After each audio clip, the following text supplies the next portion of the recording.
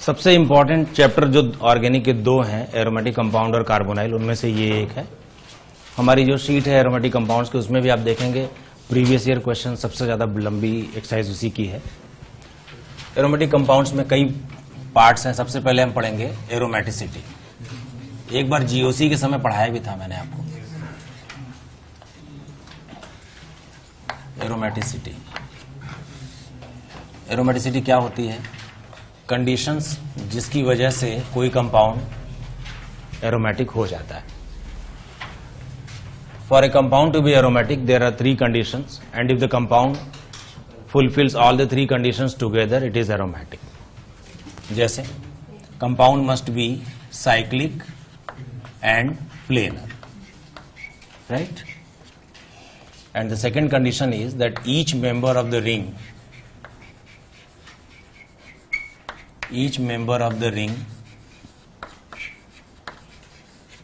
must be sp2 with close conjugation of course। कोई भी member sp3 नहीं होना चाहिए। पहली कंडीशन है कि ये साइक्लिक है। इसका मतलब ये है कि कोई ओपन चेन कंपाउंड कभी एरोमेटिक नहीं हो सकता। ये तो तय हो गया। कोई कंपाउंड प्लेनर है या नहीं है उसका टेंशन हम लेते नहीं, क्योंकि हम 3D में कोई डायग्राम नहीं बनाते, ना ही पेपर में 3D में होता है। एक ही एक्सेप्शन है जिसके बारे में अलग से बात कर लेंगे, अदरवाइज प्लेनरिटी हर कंपाउंड मेंटेन कर लेता है, ठीक है। और तीसरी और आखिरी कंडीशन है कि the total number of pi electrons in compound must be equal to 4n+2 where n is 0, 1, 2, 3 and so on. This last condition is separately known as Huckel's rule। ठीक है ना? बात समझ में आ रही है? तो एक बात तो तय हो गई कि कोई ओपन चेन कंपाउंड कभी एरोमेटिक नहीं हो सकता। यहां लिख लें आप, an open chain compound can never be aromatic. ठीक है? इसका एग्जाम्पल देखते हैं। बेंजीन इसका सबसे अच्छा एग्जाम्पल है।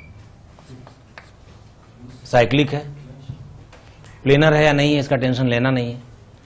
सारे मेंबर्स sp2 है।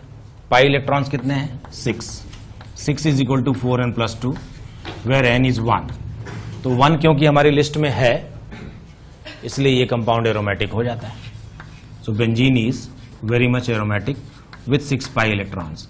किसी एरोमेटिक सिस्टम में कितने पाई इलेक्ट्रॉन है जो डीलोकलाइज्ड है उसको शो करने का ट्रेडिशन है, ठीक है। मतलब ये हार्ड एंड फास्ट नहीं है।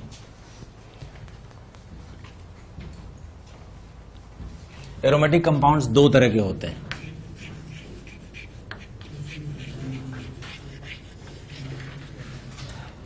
Aromatic compounds are mainly of 2 types,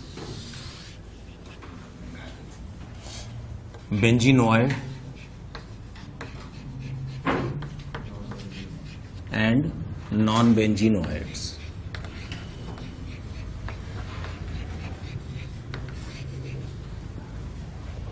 Benzenoids are those in which at least one benzene ring is present। At least one benzene ring is present। And non-benzenoids are those which are without benzene ring।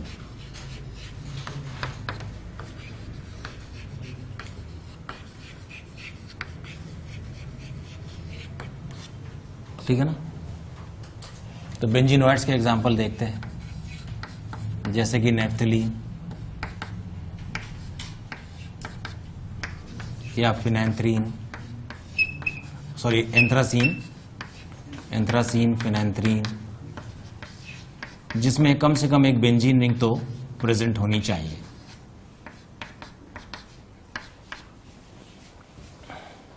ठीक है ना? Non बेंजीनोइड्स में लंबी list है। They are not like benzene but their electronic structure is like benzene. इसमें सबसे पहले है साइक्लोप्रोपिनाइल कैटायन। याद है क्या? Cyclopropenyl cation. ये इसमें कितने पाई इलेक्ट्रॉन्स हैं बोलो? 2 पाई इलेक्ट्रॉन्स है जो पूरे सिस्टम पर डीलोकलाइज्ड है। क्या 2 पाई इलेक्ट्रॉन वाला सिस्टम हकल्स रूल को फुलफिल करता है? तो 2 पाई इलेक्ट्रॉन और ये कैटायन एक एरोमेटिक कैटायन है। ठीक है? इसी तरह से साइक्लोब्यूटाडाइइनाइल, साइक्लोब्यूटेनाइल डाइकैटायन, इसमें भी वही है, 2 प्लस चार्ज है, पूरे सिस्टम पर डिस्पर्स्ड है, सिस्टम एरोमेटिक है, 2 पाई इलेक्ट्रॉन्स है, ठीक है ना। इसी सीरीज में एक है साइक्लोब्यूटेनाइल डाइएनायन, कितने पाई इलेक्ट्रॉन्स हैं बोलो, 6 पाई इलेक्ट्रॉन्स हैं, ठीक है ना। तो ये भी एरोमेटिक है, इसमें 2 इलेक्ट्रॉन पूरे सिस्टम पर डिस्पर्स्ड हैं, एनायन एरोमेटिक है विथ 6 पाई इलेक्ट्रॉन्स। एक ये भी है साइक्लोपेंटाडाइइनाइल एनायन, ये भी एरोमेटिक है, पाई इलेक्ट्रॉन्स बोलो कितने, 6 पाई इलेक्ट्रॉन्स एरोमेटिक, ठीक है ना। एक इसी सीरीज में ट्रोपाइलियम आयन है, याद है क्या आपको, tropylium ion is aromatic with 6 pi electrons delocalised.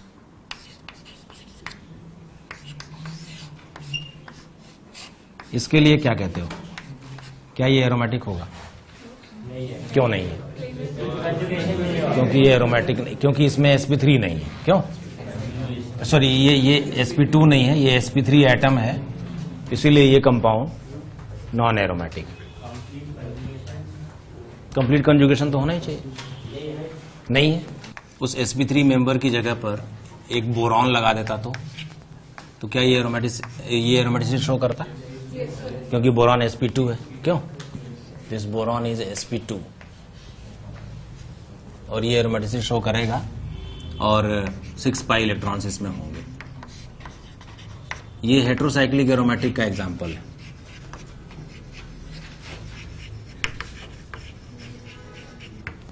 Non बेंजीनोइड्स की इसी सीरीज में कॉट वाले देख लेते हैं, साइक्लोऑक्टाट्राइइनाइल, साइक्लोऑक्टाट्राइइनाइल डाइकैटायन, देख लो 2 पॉजिटिव चार्जेस हैं, पूरे सिस्टम पर डिस्पर्स हो रहे हैं, पाई इलेक्ट्रॉन कितने हैं, 6 पाई इलेक्ट्रॉन्स, ठीक है ना।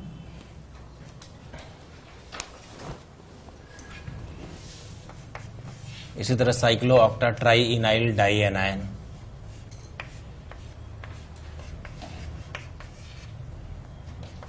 दो पाई इलेक्ट्रॉन, 2 नेगेटिव चार्जेस हैं जो पूरे सिस्टम पर डिस्पर्स हो रहे हैं,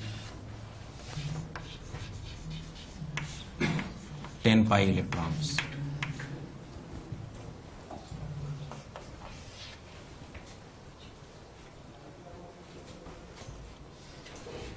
ठीक है ना, चलो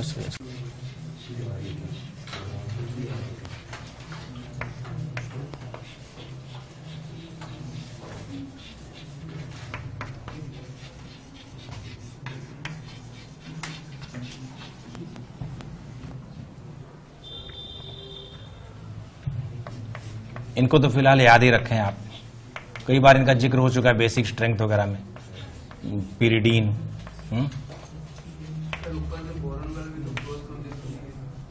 क्रॉस नहीं है तो एक साइड से हो जाएगा, क्लोज कंजुगेशन है, क्यों नहीं है,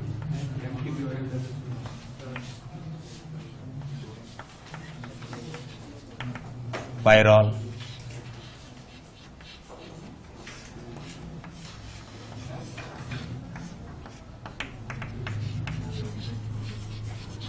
फ्यूरेन,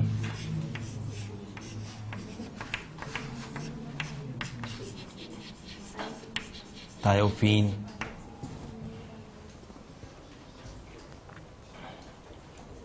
हेट्रोसाइक्लिक।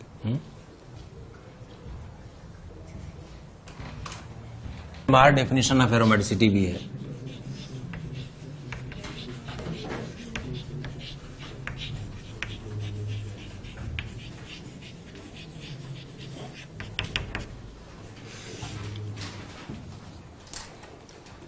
देखो, अगर मान लो बेंजीन रिंग को हम एक्सटर्नल मैग्नेटिक फील्ड में रख दें और अगर इसमें इलेक्ट्रॉन मूव कर रहे हैं चारों तरफ,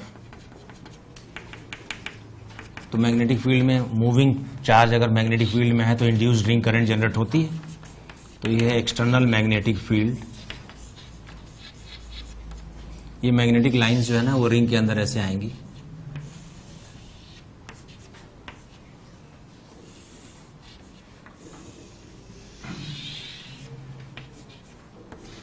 ठीक है ना।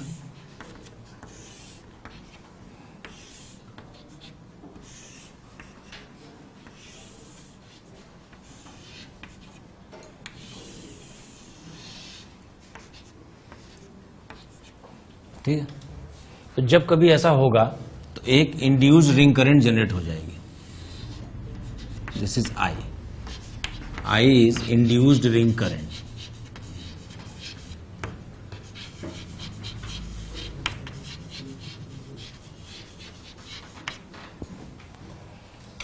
ठीक है ना।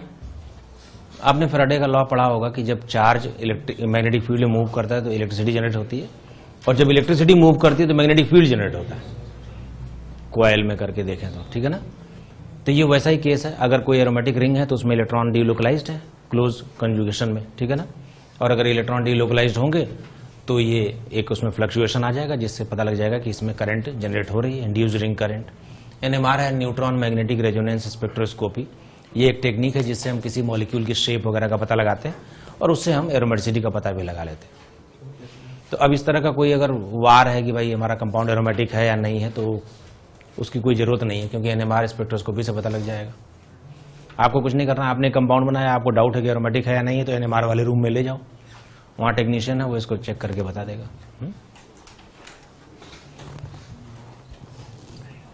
जरा एंटी एरोमेटिसिटी का केस देख लेते हैं। कुछ ऐसे कंपाउंड्स होते हैं ना जो कि डीलोकलाइजेशन की वजह से अनस्टेबल हो जाते हैं। Anti aromatic compounds are destabilised due to delocalisation. ठीक है ना। ये बड़ा स्पेसिफिक है, जनरली डीलोकलाइजेशन से या रेजोनेंस की वजह से स्टेबिलिटी बढ़ती है, but these compounds are such compounds which are destabilized, which become unstable due to delocalization, so they avoid any kind of delocalization or resonance। पहले इनकी कंडीशंस देख लेते हैं। इनकी कंडीशन भी वही है, दो पहली दूसरी कंडीशन वही है जो एरोमेटिसिटी की है, साइक्लिक एंड प्लेनर। तो इसका मतलब ओपन चेन कंपाउंड कभी भी एंटी एरोमेटिक नहीं हो सकता। और वही each member is sp2। Third condition थोड़ा सा इसकी अलग है, total number of pi electrons. Total number of pi electrons must be equal to 4n, where n is 1, 2, 3 and other positive integer. ठीक है ना। यहां लिख लेना, anti aromatic compounds are destabilised due to delocalisation.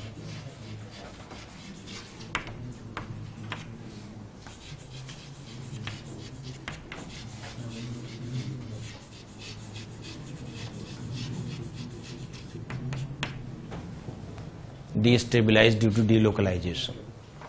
ठीक है ना। इसका सबसे पॉपुलर एग्जांपल है साइक्लोब्यूटाडाइईन। कितने पाई इलेक्ट्रॉन्स हैं बोलो? 4 पाई इलेक्ट्रॉन्स, और क्लोज कॉन्जुगेशन है। ये एंटी एरोमेटिक है, अनस्टेबल है रूम टेम्परेचर पर।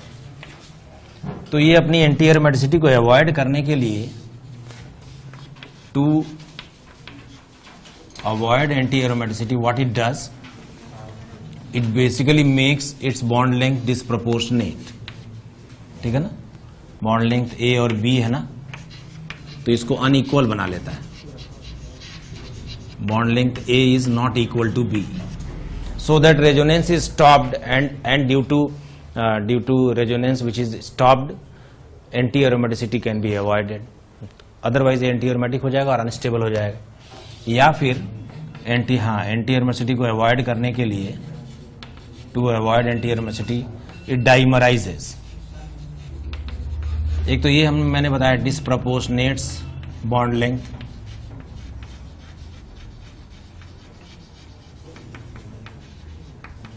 दूसरा है डाइमराइजेस। कैसे डाइमराइज होता है?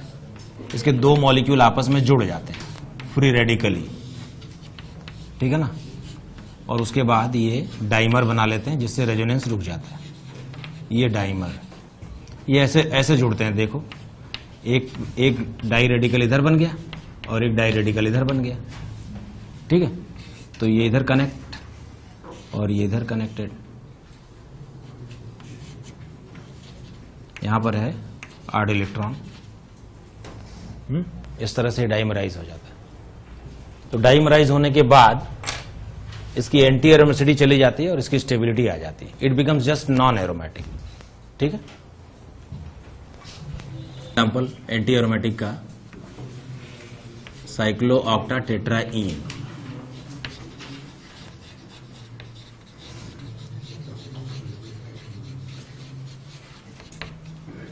साइक्लोऑक्टाटेट्राईन 8 pi electrons, anti aromatic, unstable. So what it does to avoid its anti-aromaticity? हाँ बोलो। हाँ, ये नॉन प्लेनर टब शेप में बदल जाता है, ऐसे टब जैसा बन जाता है।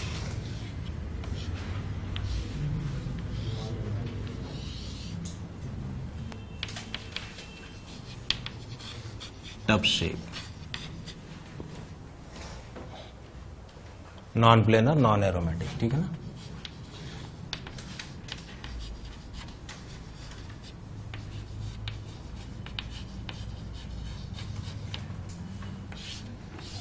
तो नॉन एरोमेटिक होके कम से कम ये स्टेबल तो हो जाएगा, एंटी एरोमेटिसिटी से तो बहुत हाईली अनस्टेबल हो जाएगा।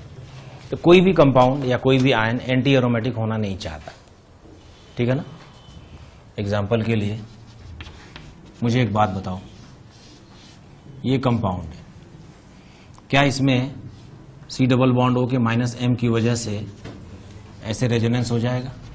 मतलब मैं क्वेश्चन ये है कि क्या ये कंपाउंड एरोमेटिक है या नहीं।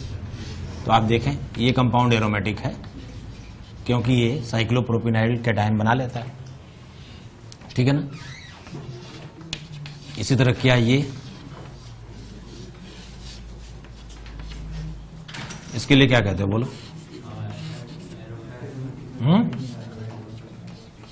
बताना जरा। ये O- बन जाएगा, यहां प्लस चार्ज आ जाएगा। क्या ये एरोमेटिक है? कितने पाई इलेक्ट्रॉन्स हैं? Anti aromatic. तो ये एंटी एरोमेटिक कंपाउंड है। जेई में पूछा हुआ क्वेश्चन है ये।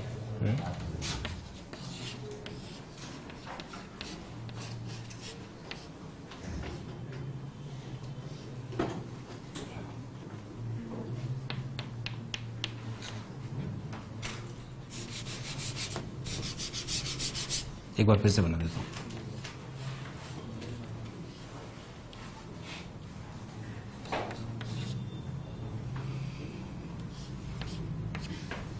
बोलो ये तो एरोमेटिक हो जाएगा, प्रोपाइलियम जैसा बन जाएगा।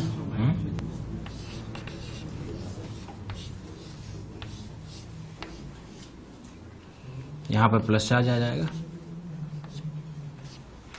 तो ये एरोमेटिक हो जाएगा।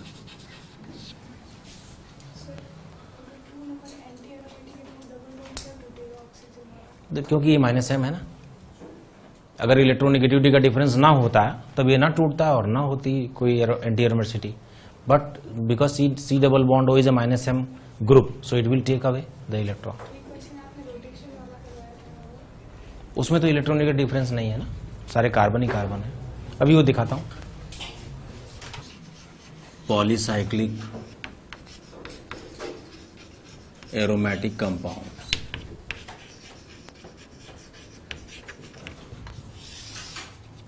पॉलीसाइक्लिक एरोमेटिक कंपाउंड्स दो तरह के होते हैं, फ्यूज्ड पॉलीसाइक्लिक और आइसोलेटेड पॉलीसाइक्लिक। फ्यूज्ड वो जिसमें एक बॉन्ड 2 रिंग्स में कॉमन हो जाए, क्यों, इस टाइप से। और आइसोलेटेड कौन से, जिसमें बेंजीन रिंग्स जो है वो ऐसे सिग्मा बॉन्ड से जुड़ी हों अलग अलग। फ्यूज्ड सिस्टम में होल सिस्टम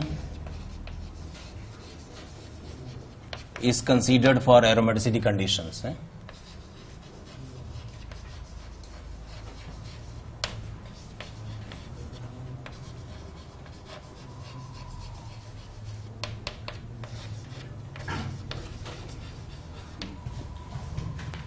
और इसमें क्या है, इसमें individual ring is considered, individual ring is considered for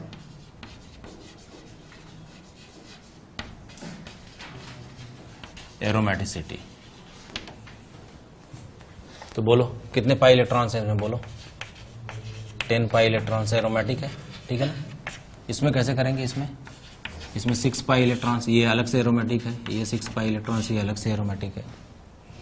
individual rings will be considered for aromaticity conditions, ठीक है ना, इन केस ऑफ आइसोलेटेड। बात समझ में आई, इसके लिए बताना।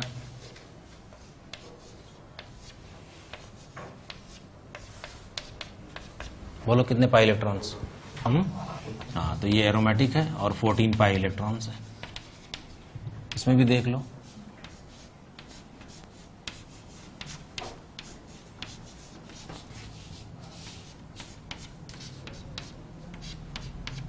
बोलो 6 pi electrons, 6 pi electrons, 6 pi electrons, individually aromatic है तीनों रिंग्स, ठीक है ना।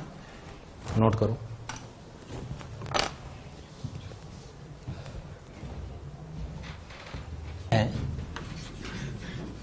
एजुलीन,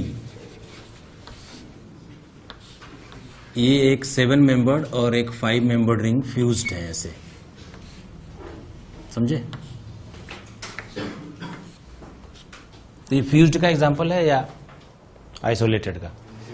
कितने पाई इलेक्ट्रॉन्स हैं, एरोमेटिक है ये पूरा सिस्टम, सारे कार्बन sp2 हैं।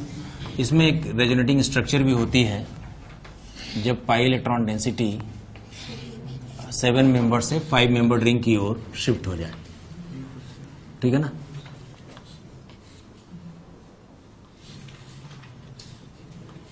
यहां प्लस चार्ज और यहां माइनस चार्ज, ऐसे हो जाता है। इसको हम ऐसे भी लिख सकते हैं कि 7 मेंबर्ड रिंग में एक पॉजिटिव चार्ज डीलोकलाइज्ड है और 5 मेंबर्ड रिंग में एक नेगेटिव चार्ज डीलोकलाइज्ड।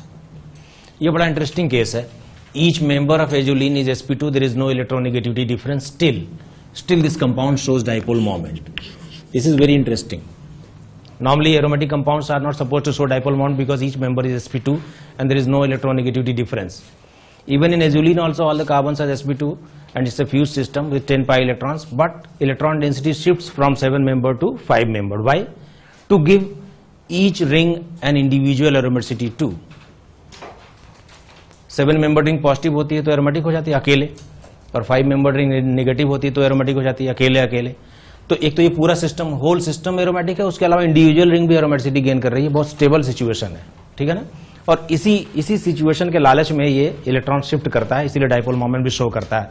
किसी कंपाउंड में प्लस और माइनस अगर क्रिएट हो जाए, पार्शियल प्लस पार्शियल माइनस, तो डाइपोल मोमेंट होता है। ऐसे कंपाउंड्स को डाइपोल मोमेंट शो नहीं करना चाहिए था जिसमें इलेक्ट्रोनेगेटिविटी का डिफरेंस नहीं, इनको नॉन पोलर होना चाहिए था, लेकिन एजुलीन डाइपोल मोमेंट शो करता है।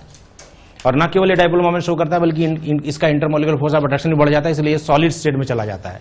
एक और बात, ये कलर भी शो करता है। कलर की 2 केमिस्ट्री होती है, आपने पढ़ा है कि नहीं, एक डी ट्रांजिशन, एक चार्ज ट्रांसफर। तो ये चार्ज ट्रांसफर वाला केस है, ठीक है ना। बात सुन भाई, तो इसमें कई सारी बातें हैं। एक तो ये it shows dipole moment, very specific, which is not suppose to be otherwise. दूसरी चीज ये कलर्ड है, और तीसरी चीज ये सॉलिड है। Although it is a vaccine solid, but all the aromatic compounds are mostly liquids. It is solid because of more intermolecular force of attraction, and intermolecular force of attraction is basically the electrostatic force of attraction due to plus minus created in both the rings. समझ में आ रही है नहीं बात? Clear हो रही बात? एजुलीन बड़ा स्पेसिफिक है। इसको डाइपोल मोमेंट शो नहीं करना चाहिए था, लेकिन ये करता है। इसको कलर्ड नहीं होना चाहिए था, ये होता है। इसको लिक्विड होना चाहिए, सॉलिड है, ठीक है ना। एक और एग्जांपल देखो,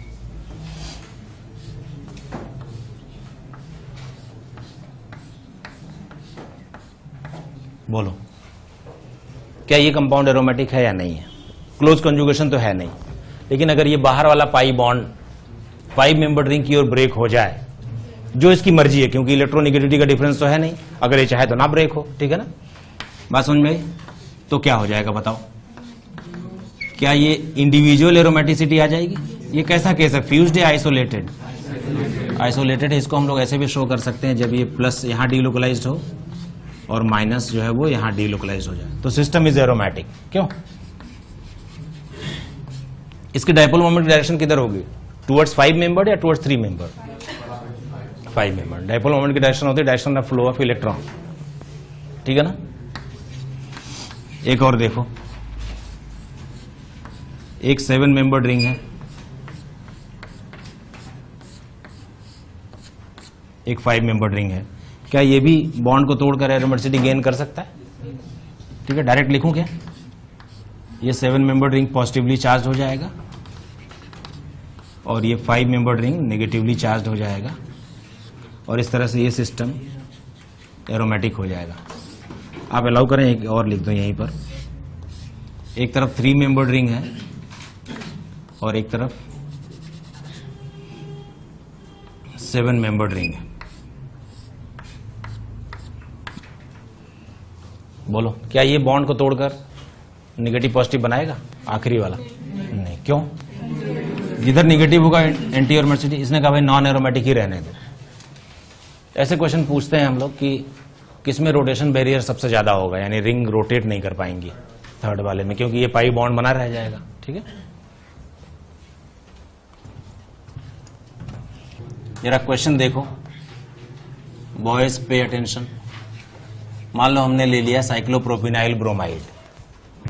अब आपसे कहा जाएगा कि भाई हमने यहां पर एक्वस AgNO3 लिया है, जिसमें से Ag+ निकलेगा, तो क्या इस Ag+ को Br- मिल जाएगा ताकि ये AgBr का येलो प्रेसिपिटेट बनवा सके? क्यों? ऐसा संभव है अगर ये कार्बन इस Br- को जाने दे और खुद पॉजिटिव चार्ज एकोमोडेट कर ले, तो will it be possible for carbon to accommodate a positive charge? ये पॉसिबल हो जाएगा, क्योंकि ये जो है एक एरोमेटिक सॉल्ट बन जाएगा। अच्छा, जरूरी नहीं कि कार्बोकेटाइन एरोमेटिक सॉल्ट ही बनाए, लेकिन कार्बोकेटाइन एबनॉर्मली अनस्टेबल ना हो, ठीक है ना।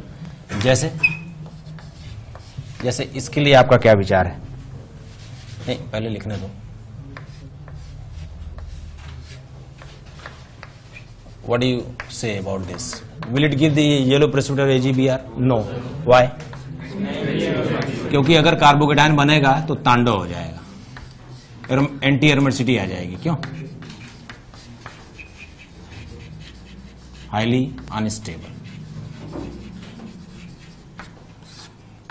ठीक है,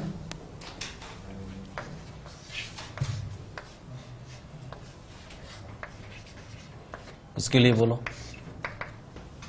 येलो प्रेसिपिटेट हो जाएगा, क्योंकि येलो प्रेसिपिटेट के साथ साथ करेक्ट एरोमेटिक सॉल्ट भी बन जाएगा।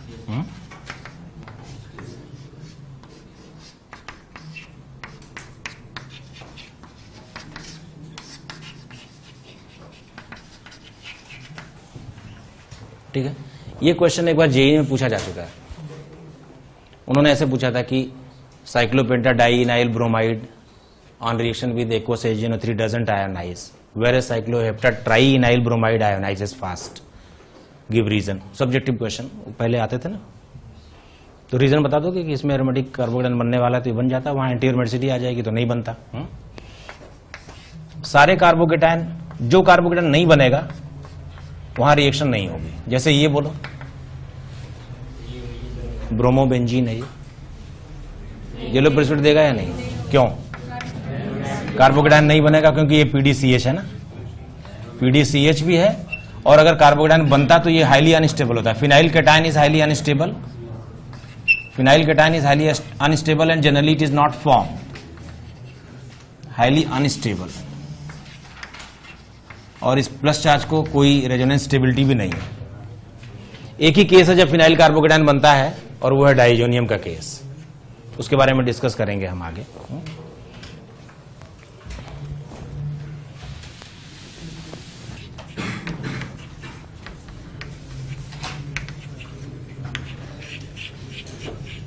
येलो प्रेसिपिटेट ऑफ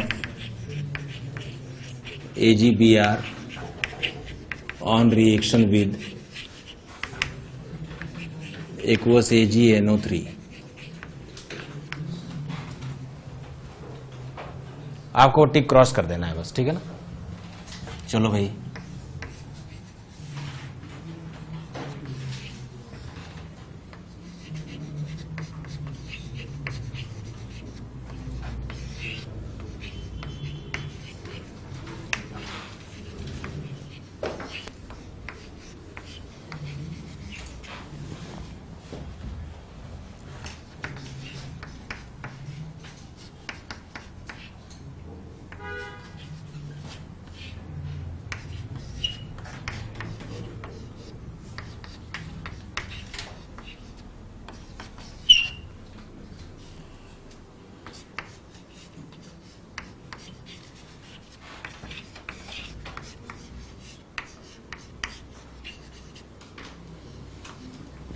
बोलो कौन कौन ये करेगा?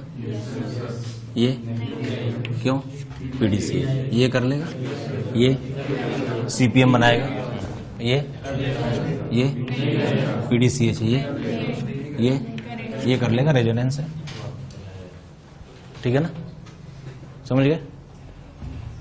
एक और क्वेश्चन आता है इस तरह से कि आपको तो पता है कि किसी acidic H containing organic compound को अगर हम सोडियम मेटल या पोटेशियम मेटल से ट्रीट करें तो हाइड्रोजन निकलती है, या लिथियम भी ले सकते हैं, तो क्या इसमें से हाइड्रोजन निकलेगी? हाइड्रोजन निकलेगी, बशर्ते कि हाइड्रोजन निकलने के बाद ये H+ की फॉर्म में निकलेगा, जिसको सोडियम से एक इलेक्ट्रॉन मिल जाएगा तो ये हाइड्रोजन बन जाता है, और ऐसे दो हाइड्रोजन एटम आपस में मिलकर हाइड्रोजन गैस बना लेते हैं, ठीक है ना, ये सीन है। तो क्या ये कंपाउंड H+ दे सकता है? ये H+ दे सकता है, बशर्ते कि जिस कार्बन से H+ निकला उस पर जो नेगेटिव आयन बना है वो एरोमेटिक हो जाए, या फिर वो sp कार्बन हो। दो ही शर्त है, या तो कार्बन sp हो ट्रिपल बॉन्ड वाला, या फिर कार्बन एरोमेटिसिटी गेन कर ले, कार्बन आयन, ठीक है ना, बस दो ही कंडीशंस हैं। उसमें एरोमेटिसिटी की कंडीशन नहीं थी, लेकिन इसमें है। तो अगर ये नेगेटिव चार्ज एरोमेटिक हो जाता है तब तो ये हाइड्रोजन गैस निकाल देगा, ठीक है ना? क्या हाँ या ना बोलो? इसके लिए बोलो, इसके लिए बोलो, हाइड्रोजन गैस मिलेगी या नहीं मिलेगी? क्यों नहीं मिलेगी? रीजन ये है कि अगर ये नेगेटिव बन जाएगा तो एंटी एरोमेटिक हो जाएगा, ठीक है ना?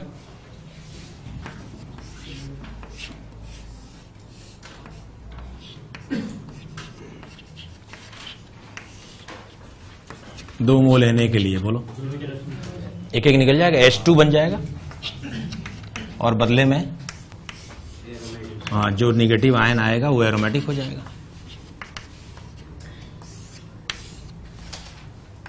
दिस इज एरोमेटिक सॉल्ट, ठीक है, नोट करो।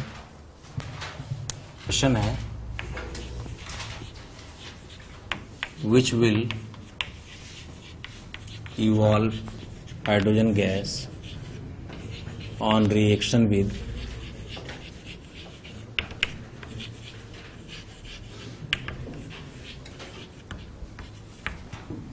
Sodium metal. चलो मैं लिखता हूं, ठीक है ना?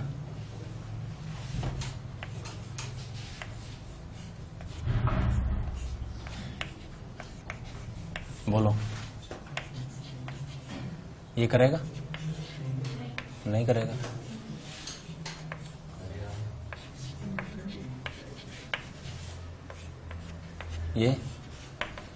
ये कर लेगा? डाई ये तो नहीं करेगा ना, ये एंटी एरोमेटिक हो जाएगा, 7 मेंबर रिंग है।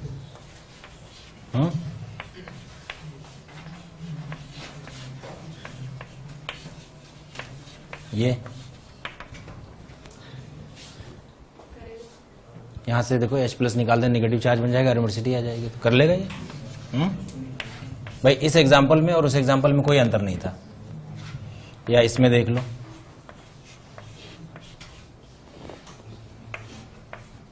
इसमें बोलो,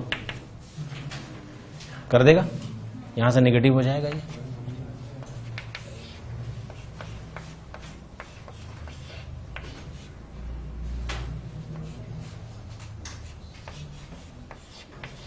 इसमें बोलो, क्यों? एंटी एरोमेटिक होता है। यहाँ ब्रोमो होता तो AgBr का येलो आ जाता क्या? यहाँ आ जाता, 7 मेंबर बन जाती, ठीक है ना। ये टर्मिनल एल्काइन वाला मैंने बोला ही है, ये कर लेता है ना। बाकी OH वाले, NH वाले, SH वाले, AMG वाले, वो तो मैंने सब लिखवा रखा है, एक्टिव मिथाइलिन वाले वो सब कर लेते हैं, ठीक है, नोट करो।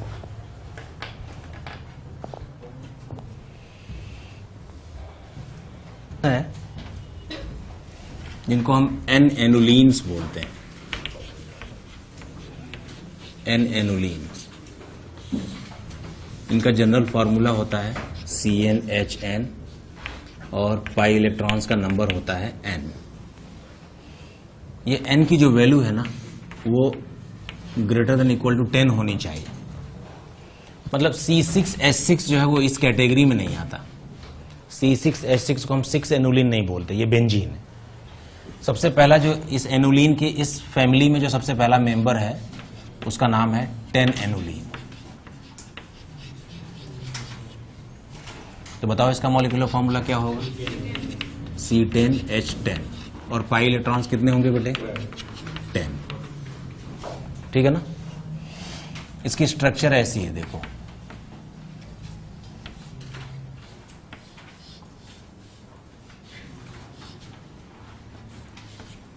ऐसे अल्टरनेट पाई बॉन्ड्स हैं। सीन ऐसा बना हुआ है कि इसको एरोमेटिक होना चाहिए।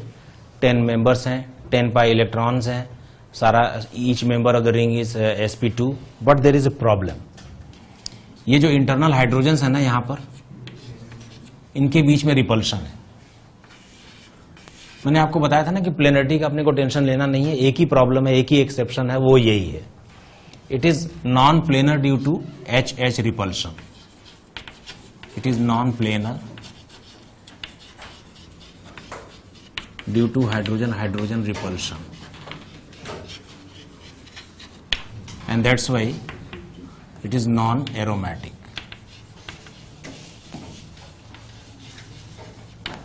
That's why it is non-aromatic. So this is the only case which is non-aromatic because of non-planarity. Otherwise, in the other cases, planarity will be maintained easily to attain the aromaticity, because attainment of aromaticity increases the stability very drastically. ठीक है ना। कोई भी compound aromatic होने मात्र से अगर stable होने वाला है और उसको प्लेनरिटी का प्रॉब्लम, तो प्लेनर हो जाएगा। केवल यही वो केस है जहां पर प्लेनरिटी का लफड़ा हो जाता है, जिसकी वजह से एरोमेटिसिटी नहीं होती, ठीक है ना। इसी कड़ी में दूसरा एग्जाम्पल है 14 annulene. Molecular formula C14H14, pi electrons 14, ठीक है ना। और इसका स्ट्रक्चर है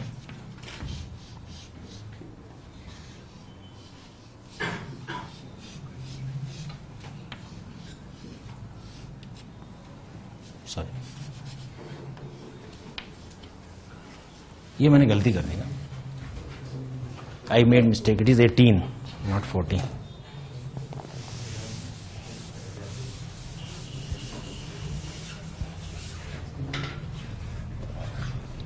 ये है,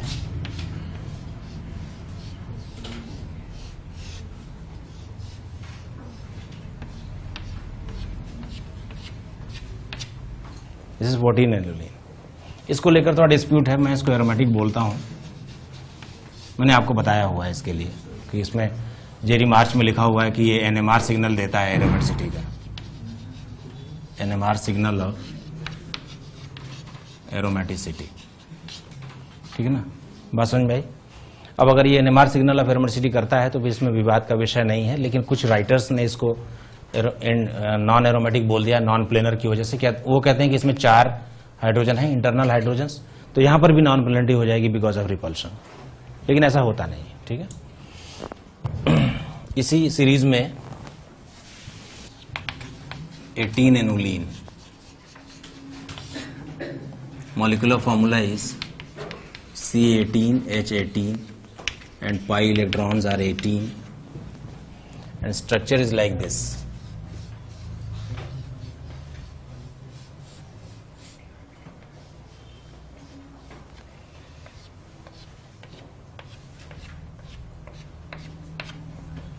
ये फेयरली एरोमेटिक है, इसको लेकर कोई विवाद नहीं है।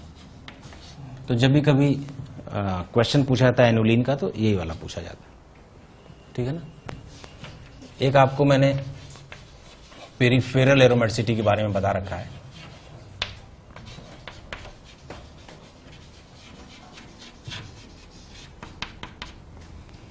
एक कंपाउंड है, स्पेसिफिक एग्जांपल है, कोई जनरलाइज्ड केस नहीं है। एक कंपाउंड है, नाम है पायरीन, अल्टरनेट पाई बॉन्ड्स हैं। एक बल्क में भी पाई बॉन्ड है। अगर सभी पाई इलेक्ट्रॉनों को काउंट करें तो ये 16 होते हैं, जो एरोमेटिसिटी का केस नहीं है। But this pi bond inside the bulk, it goes out of the plane.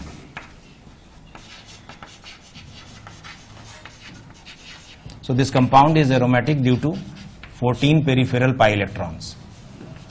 Compound is aromatic due to 14 peripheral pi electrons which are in plane.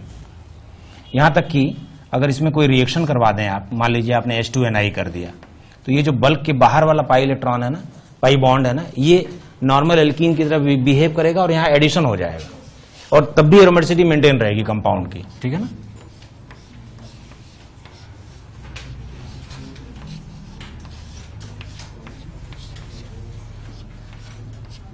Compound is still aromatic although hydrogen was added. So this double bond inside the bulk is behaving like a normal alkene and it is little outside the plane, that's why it is reactive also. ये normal alkyne की तरह reaction कर लेगा जबकि पूरा का पूरा system aromatic बना रहेगा. Still the system is aromatic with 14 pi electrons of course. ठीक है.